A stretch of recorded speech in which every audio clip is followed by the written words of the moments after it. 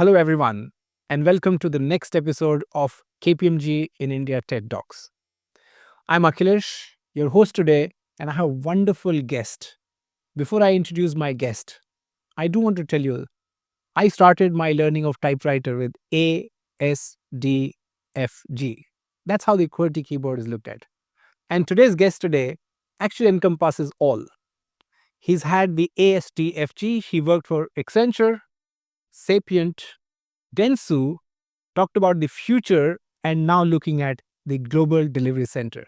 So, ladies and gentlemen, it's my privilege to introduce our guest today, Prashant Mehta, who encompasses way beyond ASTFG and the entire alphabet, which we're going to discuss today.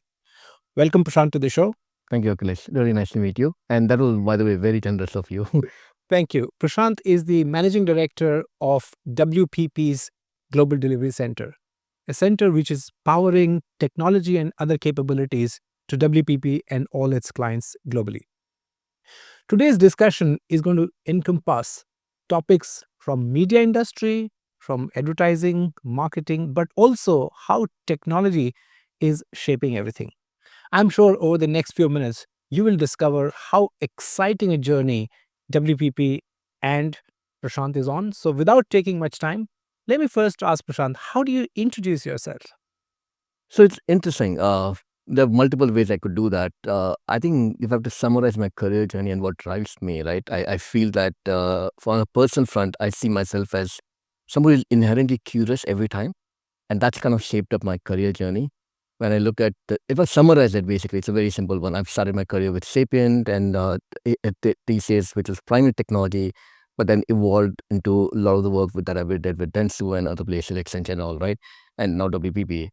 Uh, I feel the best place that I feel I operate is when I work at the intersection of marketing, technology, strategy, and data or AI. That's a world that I feel really excites me the most, basically. I think that's driving a huge amount of transformation for our clients, but also for the overall humanity society. And I feel that I'm privileged to be a part of that. Thank you, Prashant. I think many of us are lucky to work at the intersection of technology, marketing, strategy. Those are all great things. And I'm glad that you who transcended all of that. So let's start a little bit about your journey. And before you got onto this global leadership role as WPP, what was your first brush with creativity and technology? Technology, to be honest, always been there, right? I mean, I still remember I built my first video game way back in, I don't even remember, mid-90s. Basically, just went and created something, and it was exciting to see actually work, by the way, which is very hard, by the way, but it worked for me particularly, so it was exciting. Uh, when I started working with thesis and Sapient, again, technology was a primary one, but Sapient, to be honest, taught me the first value of creativity. And I did not realize the importance of it, but I'll give you one thing which really kind of steered me completely, right? So if you remember the movie Avatar, and the movie was phenomenal, right? It was phenomenal. But when I was reading a bit more research on that, what I figured out that James Cameron had the vision of the movie 10 years before he made the movie. But what he realized is that the technology was not there to realize his vision the way he wanted to present it. So he actually invented the technology. And that kind of really struck me a lot, right? Because what I realized was the magic happens when creativity and technology elevate themselves and sit at the intersection, right? And if you think of what is creativity is all about storytelling. And from like time immemorial, right? Storytelling has been the primary way civilization has moved, right? Whether it's the first one when people, uh, people used to sit around the fire to share the stories. All of them have inspired and drawn part of it. I feel that that is what really stuck with me, right? A lot of times you'll see that the creativity is right over there, but technology is not there. So you have to elevate technology to get there. The example of the movie of that I gave, right? And then you have the other way around, where the technology is there, but the creativity is not elevated itself. So example is like if you look at what is happening in the world of AI today, the technology is far more powerful. And the creative is a lot of times you're seeing the best ideas from creative elevates itself to meet the technology. So I feel the magic happens there. And that is kind of where I feel I got excited about creativity and technology coming together. Very interesting. So your articulation of Avatar, it couldn't be made 10 years ago because technology didn't exist at that time. I remember another situation where when Star Trek was being made, Yeah. they realized that there was no technology available, and therefore they ended up creating something. So if my memory serves right, the self-opening elevator doors didn't exist before Star Trek. Yeah. So they actually had two people standing on top of the elevators and just pulling the ropes to get it. And when the world saw it, saying maybe they could make technology because something like this is a great value. So you're right. Sometimes the imagination goes ahead of technology, and sometimes technology is ahead. And whenever they meet, the magic happens. But I think what I like is that one being ahead of the other is actually pulling us all in the right direction. If they all reached the level and finished, I think we would have not been seeing the world progress. So I'm glad that the world of imagination, creativity, storytelling is pushing the boundary for technology to catch up and for technology to do so much more that our creativity can be enhanced. Absolutely. I think you absolutely right. Whether it's a Star Trek or Minority Report, all these, in some sense, if you think about them, inspired the technology. And as I said, technology is inspired. So I think this is where, to your point, the magic happens when you bring it all together. And it's always pushing each other to perform the maximum. And that's where I think that's how the society will progress, basically. Very interesting. Turning a little bit back to your career, if you were to describe your career in one word or your journey in one word, what would that be and why? I'm going to cheat a bit over here, by the way. So instead of one word, I'm going to use a hyphen. So that allows me to use two words, by the way. I would probably say continuous transformation. Uh, and that's something which has always stuck with me because I've realized very early on in my career that the only constant is change, and I need to figure out how to keep on transforming myself uh, because the world is changing very rapidly. Like if you look at any of the reports, right, just simple financial metric, if you think about it, the number of companies, the average lifespan of a S&P 500 company has reduced by like 1/10, which means the change is happening. A change always happens, but it's happening at a pace much more faster than everything. And for me, that is the important part. And that kind of leads me to the other part, which I believe is goes in, right? Uh, is really learning and unlearning. So a lot of times I've come to a place and I'm like, okay, I've been really successful, but also I realized that probably gonna hold me back. So I have to almost unlearn a lot of the stuff. And that is where I think so I know I cheated a bit, but I think continuous transformation is what I would probably describe that. Interesting. Continuous transformation. Yes, there are two words, but the hyphen allows them to connect. Although somebody was telling me the other day that one should not use too many hyphens in their writing, Yeah. because people think it is generated by generative AI, because generative AI uses more hyphens than the humans have been using. Probably, yes. So, but I'm sure we are talking here and we are not reading the text. But actually, there's another thing which says that technology is shaping not just what we do, but who we are. I was reading another research which says that the number of words which humans generally did not speak as much, which they're speaking now, thanks to generative AI like ChatGPT. So it's not only learning from us, but it's also teaching us. And there are some new words which generative AI uses more than the humans use. Of course, a better way to narrate it. So I think that's increasing. So I take another cue from your hyphen and continuous transformation, saying that maybe there's a way to kind of expand the capability instead of one word, do two, and use a hyphen in between. I think what you also brought up is interesting how Gen AI is teaching us. One thing I've realized that Gen AI is also teaching us is the power of manners. So I think we talk to ChatGPT and Perplexity in a far more civilized way than we would talk to each other, to be honest. And you're seeing that, right? Because you're seeing the best outcomes you get when you actually ask in the right context and we're using right kind of manners, right? Whether it's please or kind of. So I think that's also interesting how, on one hand, we are trying to go and see what Gen AI can do, but on the other hand, Gen AI can actually go and impact a lot of things, the way we communicate to each other, probably. Interesting. So we are saying more please and thank you to generative AI. Why is it? Is it because we want to be more civil? Is it because it's actually delivering greater value? What, in your view, is the right way? I think it started with because it's basically starting to you notice that it starts to deliver better value when you talk to it and you talk to the best possible in a best possible behavior, and I think that's starting to change the behavior. So personally, I think it's interesting how the world is changing because of the way you just communicate with machines. So humans are changing because they communicate with machine in a different way. Absolutely. But I agree with you. So I remember a few years ago, Alexa had actually introduced what's they call, I think, magic word mode or something like that. And the reason was that a number of young kids, when they were dealing with Alexa and in those early days of Alexa getting trained, possibly did not know all the answers. And sometimes we go back and say that, I did not understand what you said, etc., etc. And people were becoming ruder to interact with those kinds of smart devices. And that point in time, I remember Amazon came up with this interesting innovation that if you switch on the magic word mode, it won't respond to your child or anybody who's speaking rudely if you are not using the magic word like please or thank you. And that's what taught the humanity. But I think now in this current world, you don't need to switch on the magic word mode, because actually the results are good, that we are uh, intuitively saying please and thank you. So I think my learning is that, if I want more people to say please and thank you to me, I think I need to deliver better results. So that's my takeaway, amongst many other things today, saying that, if you deliver value, you will get thank you. So My English teacher will be very happy to hear that, by the way. I'm sure all my clients and hopefully my family will be happy too that I'm taking some interesting takeaway. You've had some very interesting anecdotes already, Prashant. I'm really enjoying this conversation. You've had a long career. If you were to summarize maybe one or two things which have been a big takeaway or your learnings from your career, your journey, what would that be? And you please share with us. So I'll use one example, right? The real life example. And it's nothing to do with technology, right? But I still remember early part of my career, I was given a step up role.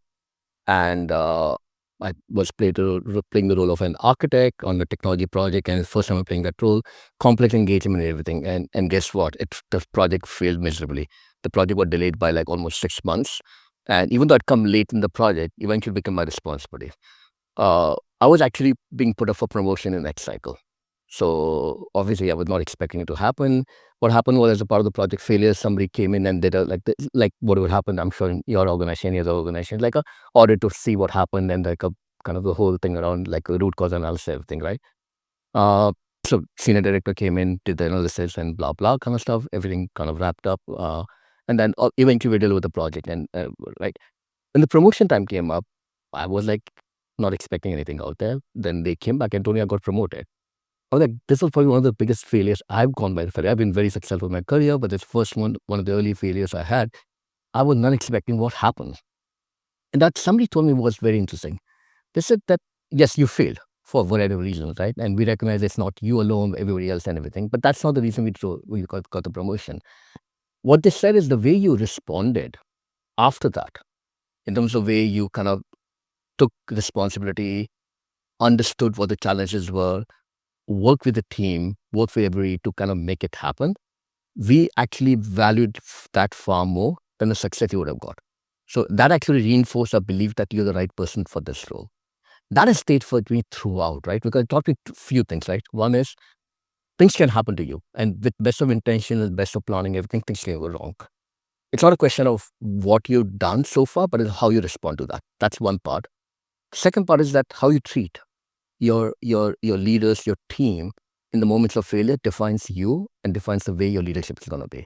So I've taken that to heart, and I always try to go and strive to that. I'm not going to say I'm going to successful every time, but that kind of led to the way I would respond to a tough situation. I would respond to teams who have not been able to perform for whatever reason, and that has been one of my important leadership lessons basically so far. What's a profound learning? It's amazing to say it's not what happens, how do you deal with it and how you respond to it. I'm sure it's a great leader you worked with, and possibly Right. that's turned you into also a better leader. But that's another takeaway for all of us, is that how we respond to a situation is far more important than what the cards are dealt with us. And many times we get disappointed with outcome, but how do you deal with it is important. Uh, Again, great insight. But if I were to ask you, if there's one thing you could go back into the time machine, hopefully which you will build someday, and tell your younger self one advice, what would that be? My advice to my younger self would be plan, but be ready to change. Right? I mean, I'm a engineer at heart. I've always think analytically and everything. So there's no way I'm not going to plan. Right? I will always plan for that. Right? But don't don't get too stuck to the plan, because then you can miss the opportunities that can come, which you never imagined. I mean, when I started my career and throughout my life, I was a geeky, nerdy technologist. Right? I would have never ever imagined that I would be working in the marketing industry ever, or creative industry ever. Right? But every time I was at a crossroad, I was looking at, okay, what can I learn out of this opportunity? And that helped shape up my career. A lot of places where I've taken a responsibility, I'd actually said no initially, and then I realized, okay, let me try it out.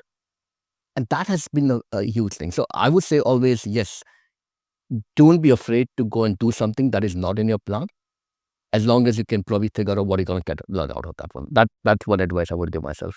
Very interesting. So you don't always have to stick to plan, and hopefully we can deal with life as it comes. Don't give me a bad advice, because I'm thinking that every time things won't work for me, I'll take this advice saying that, oh, not per the plan, but doesn't matter, and I think I will deal with it. But I agree with that. But that's why I said you have to plan, right? Yeah, as not gonna plan, but be prepared to deal with situations and make the most of it. Actually, you're right, because in today's time, it's so difficult to plan way far out. It's really not possible. So having some guiding principles and working with those, and if things don't change quickly, I think is a great advice. Some good learnings from your career, your leadership style, and many of these things which you talk about. Let's come back to technology, the AI, the superpower which you're dealing with. Let me start with some, just maybe a small question. If AI could create the award-winning Khan's ad, would you let it? If it's WPP Open creating it, absolutely not. Why not, right? But jokes apart, I think when you look at a Khan award winning, and Khan is obviously just a reference point, but any great award that you see, right? It's primarily because that has actually moved humans. I think that's the essence of the art. It's driven something to change for a human, for a society, for a person, for something, right? And when I look at that, your question about will AI create it, I think AI is already doing it, by the way, right? AI is a part of the process. Everybody's using it in one way or the other. Will that continue to play a role? Absolutely. I think it will probably keep on increasing the way what is going to contribute to the process.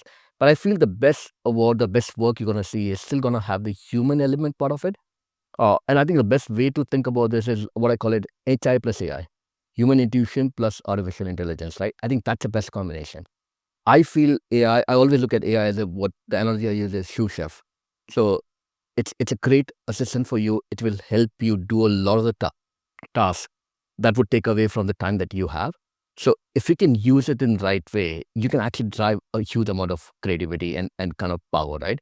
But you're still the master chef.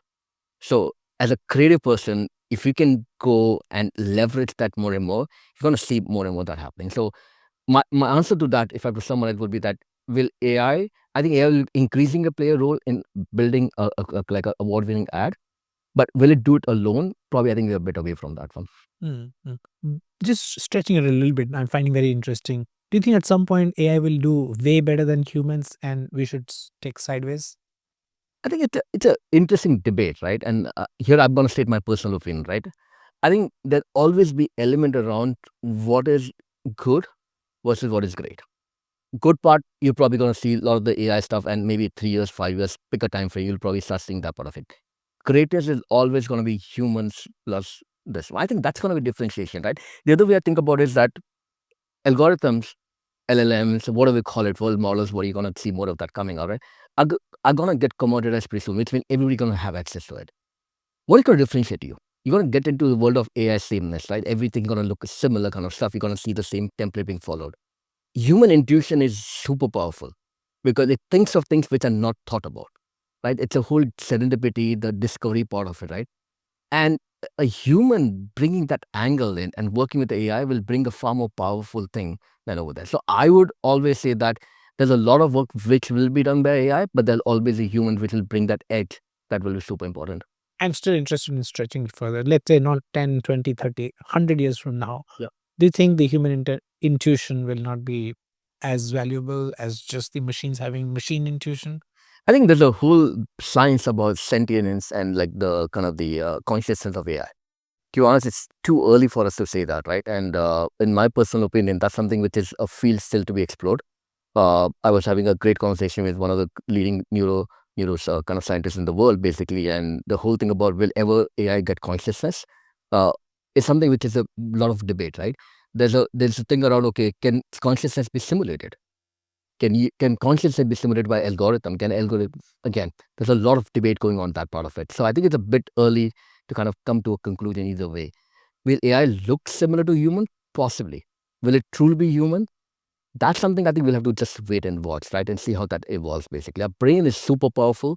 I think as much as we know about AI, I don't think we know enough about our brain. So as we start figuring out how that makes some conscious call, we'll have to see how that world evolves.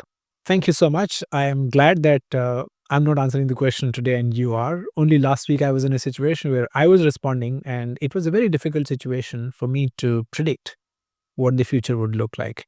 We really don't know what we don't know. I speak to many of those specialists about how brain works, the neuroscientists, the neurosurgeons. We're all still figuring out. Maybe I would say we are scratching the surface. So someday we'll be able to simulate the human brain, and hopefully we'll be able to go beyond that. And at that point in time, we might not necessarily, and this is may or may not need human intuition. And I have believed that human intuition will possibly make it worse. I'm not looking at a time far off when the human drivers will not be allowed on certain highways because the machines will drive better and human will mess it up. So coming back, I think you're right. Technology is doing a lot of things, and right now it's the human in the loop or human augmenting and human doing many things is a great story. Um, I do want to ask you a fun question. And this is kind of looking at the GDCs, which we all are talking about, the global delivery centers, etc. You work in GDC, you run a global organization. If India's GDCs were Netflix series, Oh, interesting. what would be the title and who will play the lead role? So I think if I look at what GCC stand for today, right? I think I'll tell the title first, and I'll tell you what why I say that, right? And like any web series nowadays, you probably need to have a title and a tagline. So I'll use both basically, right? So I would say the title would be Limitless, and the tagline would be "We're just getting started." Okay. So Interesting. so I think that's where I feel, right? I think the opportunity is phenomenal. I think we have as a country, the GCCs have achieved a lot of success. They transformed themselves from being really a cost arbitrage provider probably years ago to now more innovation powerhouse. Somebody it's not my terms. I will just give credit to whoever the person that, but they said that it's become the extension of the HQ, which is also interesting. That a lot of organizations are evolving that way. So I feel that's where I would probably summarize. I think there's a lot of opportunity to go and take this to the next level and truly be a partner in helping the organization, the parent organization, drive the growth and strategy looking for. And that's how we look at WPP GDC, right? We are always here to go and help the markets, our organization, WPP, realize its strategy. As the strategy evolves, we will evolve, basically, right? So to answer your question, the name of the series is Limitless. We're just getting started. What is the other part of the question? Who will lead it? Oh, you mean the lead actor? Yeah. Okay. I would say probably somebody like a Tom Hanks.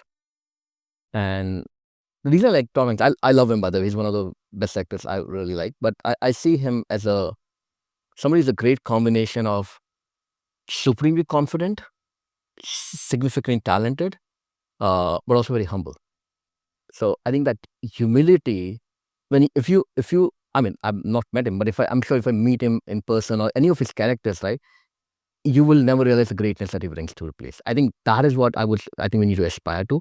That's what we need to be. Fantastic. I only recently watched it again, Inferno, Tom Hanks. So it's an amazing movie, and I didn't know about his humility dimension, but I think we need the leaders who are limitlessly capable, getting started, and are humble. So thank you so much, Prashant. I wouldn't have expected a better answer. So if this was a series, it will be called Limitless. You're getting started, and somebody who's incredibly smart, capable, and yet humble will lead it. All right. I also read somewhere that creativity dies in scale. And we are seeing a huge scale coming out of India in the GCC areas. Do you think we are ready, and can we really scale creativity, or at some point we'll just not be limitless? I think it's interesting to figure out what does creativity at scale really mean, right? And I think there are multiple dimensions to it. I'll give you my perspective, my personal perspective, right? Uh, I think creativity does not need to die in scale. It probably becomes even more potent and personalized. It probably allows you to reach people that you would have not reached earlier, right? So and I think obviously technology is enabling that. AI technology is all enabling that part of it. So I feel it's less about dying in scale, it's more about how you make it relevant, how do you continuously to keep it relevant.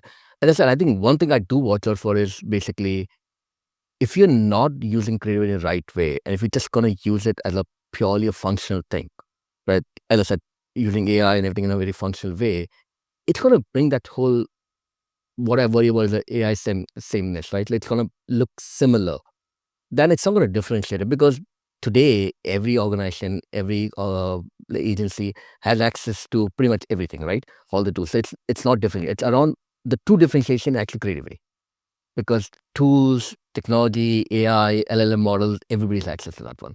So when you start thinking about how you apply that in the right context, that use it in the right way, that's when I think the value is going to come in. So it is a risk, absolutely, yes, but if you do it the right way, it will actually empower, it will amplify it. So I think the way I think about it, it gets amplified by scale versus kind of get diluted by scale. Interesting. One of the thing which and I do believe strongly, the GDC and the GCC story of India is very strong and possibly will remain strong for a long time. But sometimes I think that the cultural diversity is not as much as we would like it to be. You run a global organization. What's been your take on this?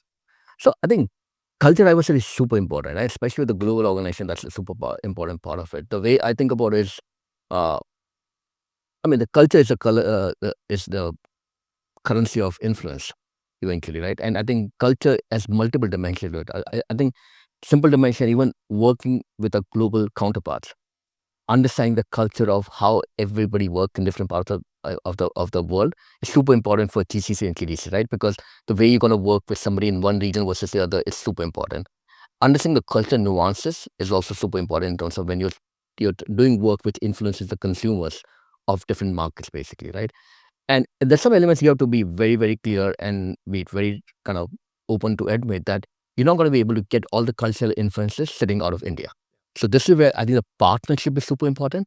What is going to be something that you will actually absolutely rely on the markets and the teams over there to bring in versus what you can bring in? That partnership is super important. So I feel the culture is going to be a super element in terms of both the way we work with our markets, but to the other dimension, which is also the way we build the culture in the organization, the diversity we build in the organization that we have over here, right?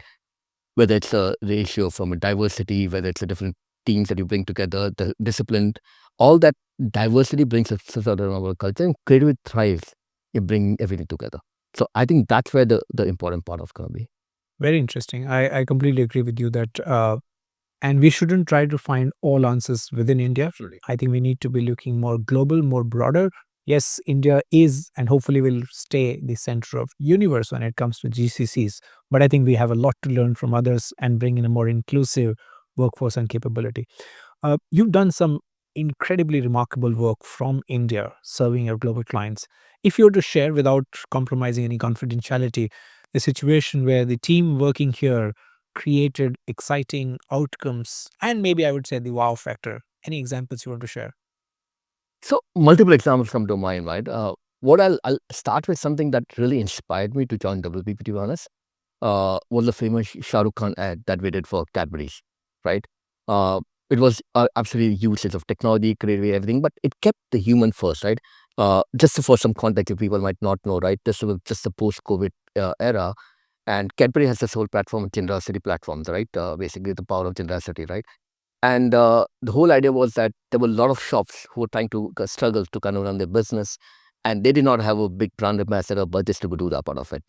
So Cadbury's actually gave this platform. This is something that our team in Ogilvy created, basically, where actually Shah Rukh Khan became the brand ambassador for every kind of neighborhood store, right? Whether it's a kirana store, whether it's a clothes store, or everything. And this is obviously using the power of AI. So you could go and say, okay, you can give your dimensions, basically your location, what you're selling, the neighborhood store, and you could create a personalized ad that Shah Rukh Khan is speaking, and you can share it basically. So it's a great way to for a brand like Cadbury to really become looking at something which is that's not directly selling any of the Cadbury products, right? But it's actually going and really creating a value that could go and drive the society at that point of time. And it was obviously a lot of technology and AI used. Today it's very common. That point of time it was probably relatively new. But the way it was created was really putting the human at the center, right? The consumer at the center. What is the emotion trying to do? What is the outcome to drive? I feel this is one of the, and when I was joining, one of the things I got excited about was that basically. I was like, okay, this is the organization which actually took the biggest superstar of India and made him so relevant to everybody who's been struggling to run their business. So I feel that was a really, really powerful work basically we did. Very interesting. I still remember that ad. In fact, that was the second year. I think the first year was also a bit of static version, and the second year was bringing Shah Rukh Khan together. And you rightly said that The good thing with technology, it can do amazing things, but the bad is that sometimes the amazing things don't look that amazing when you look back. But I still remember that ad, which was any roadside shop, any smallest shop could have Shah Rukh Khan as their brand ambassador selling for themselves, bringing in the technology like generative AI, like GPS locations, like contextualizing and all that. That was truly amazing. I think in that one, I would give more credit to the, again, human ingenuity to apply an available technology rather than just technology itself. So I'm sure it was a really different thing because everybody had access to the same technology. I don't think the technology was differentiated. It's the concept, creativity, and bringing that to life was And that goes back to what we said earlier, right? It's not that AI was not there. To your point, AI was always there, right? But when you're putting the human at the center, when you're putting the kind of the society at the center and using that, that's what the creativity brings in, right? And this is where obviously use the technology to kind of amplify that part of it. But that is where I feel the power was basically. Absolutely. So I think I want to come back to that topic every time we talk about what AI can and can't do. Going back to the topic which you said that human intuition will remain very, very relevant. Uh, Tell me, what should we do to enhance and bring about that human intelligence or the human intuition so that we can make technology better? So what's your advice for that? So I would say two parts to it, right? One part is absolutely AI is something that I call it the AI fluency or AI literacy, right? Today, everybody has to be AI literate. Does not mean that you know how to run your vectorization or you need to do embeddings or you need to do the like the LLM models, everything, right? That obviously specialized science on that one. Let people deal with that part of it, right? But what you need to know does not matter whether you're a doctor, you're a creative agency, or you're whatever engineering arm or whatever, right? You need to know what AI can do for you in your business, which is what I mean the AI fluency or AI literacy, right? It's like Excel. Everybody uses Excel in a different way, but you don't know how to use Excel, right? So it's AI fluency is a big part of it. So it doesn't matter what discipline, whether you're creative, whether you're technologist, whether you're data guy, you need to know what AI can do, or a business for that matter, right? And so that's one critical part that I think everybody needs to start thinking about, right? On the creative itself, I think one of the biggest part is really the power of observation. I think you just can't go and kind of underestimate that part of it, right? Uh, I think 𝗵𝗶𝗴𝗵𝗵𝗵𝗵𝗁 who I did not have a pleasure to work as much as I would like to, right? Had this somebody told us about story, right? He said that computer में देखोगे तो data दिखेगा, computer के बाद देखोगे दुनिया दिखेगी. So I think that is what has a superpower over there, right? I was reading this anecdote and it's interesting, right? Somebody said that uh, people get worried about like London traffic. I'm sure you've been there, the horrible basic, right? So cab take too much time, right? But then somebody said, okay, you know what? It's actually not bad if you look at it in a different way. This is a time you get out of your office and you're going between meetings, free time, private space to do whatever you want to do. You may want to make a few calls, you want to do this, blah, blah, uninterrupted time. So instead of looking at that as a disadvantage, you can actually look at this as a private space. And if that cab rides, instead of taking 30 minutes, like 40 minutes, are you going to see it as a negative or positive? This is the power of observation that a great creative mind can bring in. This is where I feel that you need to really experience life. That is what is going to drive the creativity part of it. So do that to the AI fluency and just the power of observation. AI fluency. I think that's a very important thing. A lot of time people tell me saying that, I don't understand AI, or they sometimes reluctantly look at AI. But I think everybody needs to understand AI. I would say it's not even just Excel, it's more like reading and writing.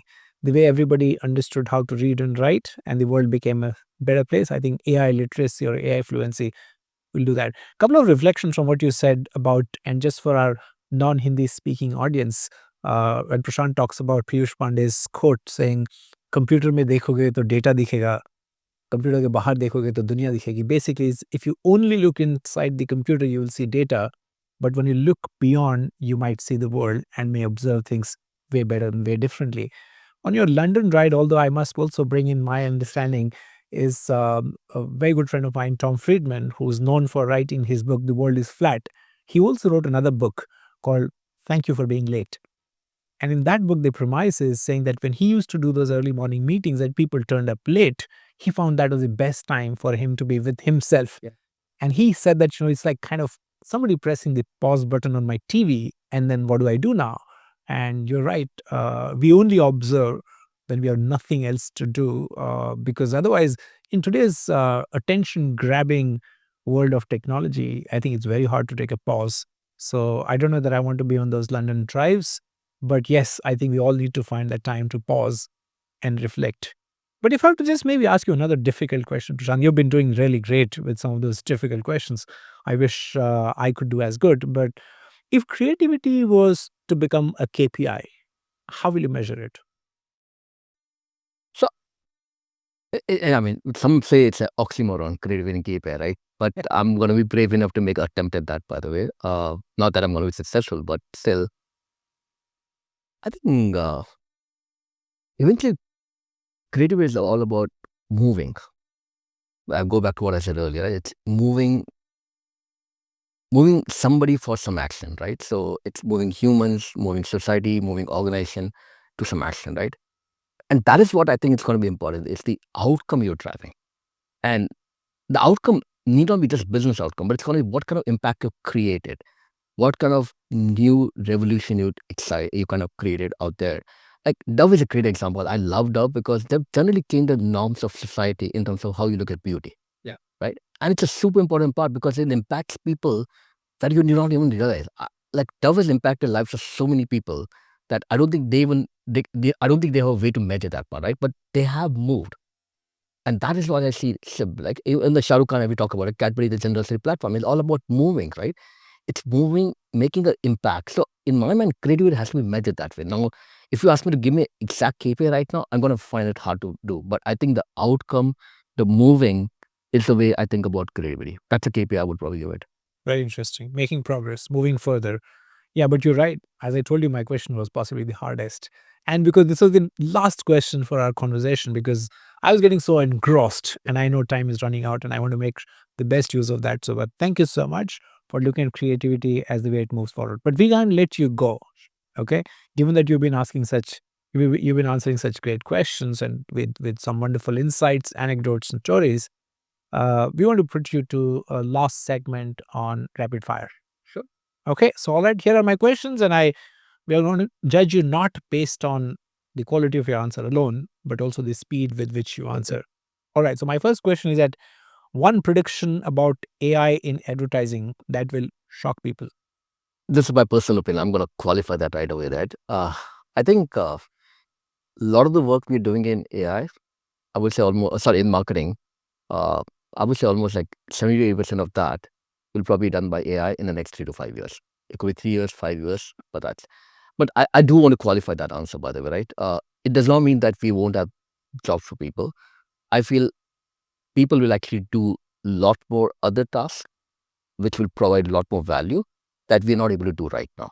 So I definitely feel that's something. It's actually going to move forward the craft, the industry, and the brands a lot more than what we have done so far. So I think that's what I would probably say. It's a bold prediction, but yeah, that's my personal opinion. Thank you for not making it a rapid fire, but it was an interesting answer for me to hear. And clearly, I think we can talk about the impact of AI on workforce, and I'm of the same belief as what you're hinting at, that we will definitely have more work, more jobs, but not what we don't want to do, but what we want to do. And 70 to 80% is a great bold, but I think still a realistic assumption to make.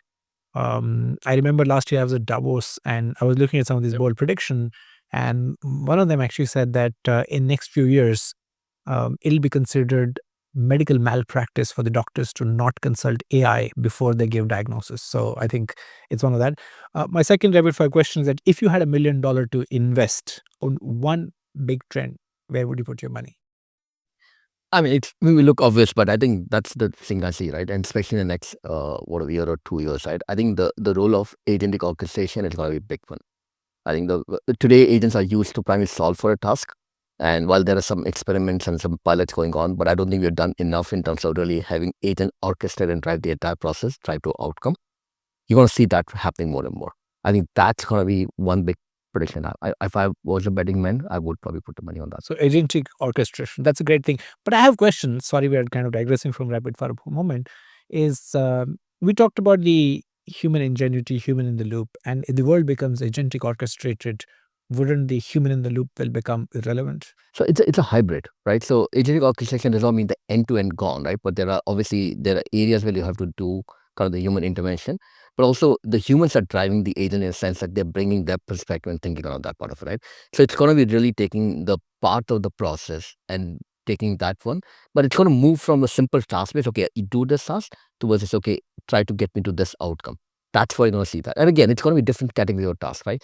A lot of the work, for example, on the software development life cycle will probably become agentic orchestration, right? You're going to start seeing some of that part. Like, for example, also, if I have to produce multiple, like production, right? Multiple variants and everything, you can see a lot of the kind of the workflow and cycle getting a lot more orchestrated to AI, agentic AI. So you're going to see a lot of that happening. And that is again going to drive a lot more value, right? And I think it's like similar to what we had said earlier, right? Basically, when you start thinking about the role of software technology, when people came up with software, it did not take away the jobs, but it allowed people to think about what else they can do. So the work increased a lot more because you could probably think of 10 other things that you would have never thought about in the past. So that's why I think it's kind of what you're doing. My next question: will AI generated ads outperform the human created ads in 5 years? It's it's something that I find hard to predict because I personally still am a believer that okay, let me make a bit of a bold statement there. I think the question is a little wrong because AI is already part of the ads, right? So AI generation ad, you could argue it's already there right now. I feel the answer is a bit cliche, but I still firmly believe in that. I think the answer would be more around saying humans or creative using AI will outperform AI alone ads or human ads. Absolutely. I think that is what I think is going to be important. So you're saying that the human created ads using AI Human will working with AI, yes, will always be better than the completely machine created or completely human created ads. or complete. Yes, that of course is given. So it's a combination which will outperform the individual. So collectively we are going to be better than individually. Either it's humans. It takes the best of both, basically. Yes, bringing the best of the both. Perfect, perfect, perfect. Incredible, outstanding, insightful, and of course, all led by your curiosity. Before I actually wrap up what we discussed today, Prashant, I do want to reflect on about 2 years ago, I had done a LinkedIn poll. Okay. And I asked people saying, would they like to watch a completely AI developed movie, right from concept, script, and everything? And the score at that point in time was 46%. Only 46% people said that they would love to watch that movie. A year down the line, I did another poll and I saw slightly more than 55% people. So I saw maybe if I were to just, while, one could argue saying that 46%, 56% didn't make change, but if it was supposedly less than 50% and more than 50%, I did see a bit of flip. I don't know whether we'll reach a world where humans will say that I want to watch only the movies made by machines. From what we are hearing today and what I'm hearing, possibly no. We're still going to have the hybrid, which is machines created, machine supported, and human created movies will possibly be the best. But at least people are accepting a completely machine world. What a fascinating conversation. I could go on forever, but we all know that we have a limit of time. Thank you so much, Prashant, for your incredible insight. I've met so many people who have a take on AI, but you have a very wonderful, deep, yet very wide, a combination of not just science and technology, which is driving AI, but philosophy and psychology, what is making AI not good for businesses, but good for all of us as humanities. As I say that AI is not a progress of technology, AI is and will be a progress of humanity. With that, ladies and gentlemen, thank you so much for watching us and look forward to another guest, another wonderful, maybe as engaging conversation as Prashant. Thank you so much. Thank you, Akhilesh. I really enjoyed the conversation. Very insightful. Thank you.